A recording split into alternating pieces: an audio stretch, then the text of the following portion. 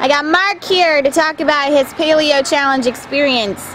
Mark, what was the most difficult part of the challenge for you? The most difficult was not eating sweets, because I used to eat a lot of candy every day. And how did you work through that?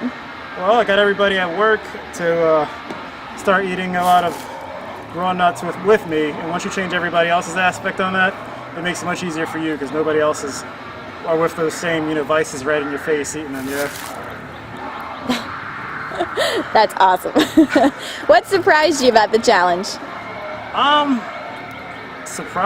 was really surprised how I felt. I always wake up normally with no energy, and then maybe I'll get a little bit throughout the day, but then during the challenge I'm up before the alarm every day. I wake up with a lot of energy, and then I go to sleep with just as much energy as when I woke up. You really change all those, you get all that bad stuff, all that artificial sugars and all this other stuff that they put in foods out of your system, and you just feel like a completely different person. That's awesome. All right, think of all your results. What are your top 2 favorites and why? I think one of my favorites was the grace time, because I think I knocked 3 minutes off of that, but the first time I did it, I was exhausted, and the second time I did it, I really felt that I could have done better, but I just wasn't trying as hard, and I still was able to improve on that time. I did also like that shit ton. I lost almost about 30 pounds, and now I really can't fit any of my outfits, my jeans and everything, which I didn't realize how fat I was. I mean, I actually did take before and after pictures, and I just didn't post them because my before pictures were embarrassing. How have you changed the way you look at food?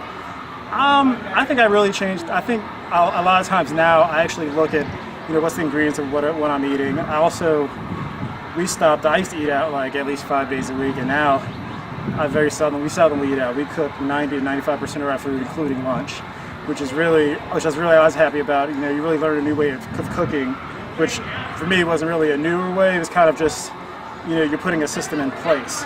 So like even with seasonings, I'm not trying to heavily salt things or putting a bunch of like soy and Worcestershire on it. You really just try to keep it natural. Because I actually like the flavor of meat these days, which is pretty cool. That's awesome. And have you changed the way you look at food besides the reading of the labels? Like, are you more? I think I'm more conscious of especially I think when we started ordering from Healthy Home Foods, they really give you a nice in-service on how meat ends up at your table, and which a lot of people don't realize that meat can sit in the store. When it gets to the store, it's already been 100 days old. So I really try to look at your organic foods rather than this cheaper stuff that you're getting in the store because you bought it at a good price. What really are they putting in these meats, and why do they look so red when they shouldn't be? It's been sitting on the shelf for God knows how long.